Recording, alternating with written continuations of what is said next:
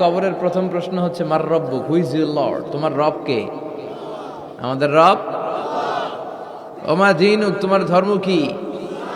আমরা বলবো ইসলাম। ইসলাম আমার ধর্ম। বিশ্বনবীর চেহারা দেখিয়ে বলা হবে আতাআরিফু মান হাযার রাজুল, এই লোকটারে কি তুমি চিনো? আমরা কি বলবো? বালা, অবশ্যই আমরা চিনি। এই নবীর জন্য আমরা দেহের তাজা রক্ত বিলিয়ে দিতেও দ্বিধাবোধ করি না, ঠিক কিনা? কিন্তু ইসলাম বিরোধী শক্তি যারা, তাদেরকে যখন জিজ্ঞেস করা হবে মার রব্বুক, তোর রব কে, ও বলবে লা আদরি, আমি কিছু জানি না। কথা বলেন। আমার দিন উত্তর ধর্ম কি, সে বলবে ধর্ম আমি বুঝি না, আমি ধর্মরে খালি বাস দিতাম। কথা বলেন।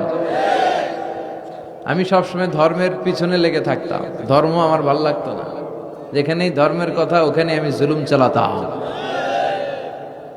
আচ্ছা, আরিফু মান হাযার রাজুল, এই লোকটারে চিনো? না, চিনি না। তবে এই লোকটার বিরুদ্ধে আমি দুনিয়াতে বিষোদ্গার করতাম, ওনার বিরুদ্ধে কার্টুন ছাপিয়ে পত্রিকায় উঠিয়ে দিতাম। ফেরেশতারা বলবে লা দারাইতা ওয়ালা চালাইতা, তুই তো কিচ্ছু বললি না। তিনটা প্রশ্ন করলাম, একটার উত্তর দিতে পারলি না। এবার শুরু হবে মাইর, শুরু হবে ফায়ুতরাকু বিমাতারিকা মিন হাদিদ, লোহার হাতুড়ি দিয়ে ওরে পিটানো শুরু করা হবে। পিটাতে পিটাতে ওর গায়ের গোশতগুলো পিটিয়ে থেতলে ফেলা হবে। ওয়া ইয়াকালু লিল আরদি ইলতামি, কবরের মাটিকে বলা হবে দুই দিক থেকে চাপা দাও। ফাতাখতালিফা আদলাউ, এমন চাপা দেয়া হবে ওর ডান পাশের পাজরের হাড্ডি বাঁয়ে চলে যাবে, বাম পাশের পাজরের হাড্ডি ডানে চলে আসবে। হাত্তা সা, কিয়ামত পর্যন্ত শাস্তি চলতেই থাকবে।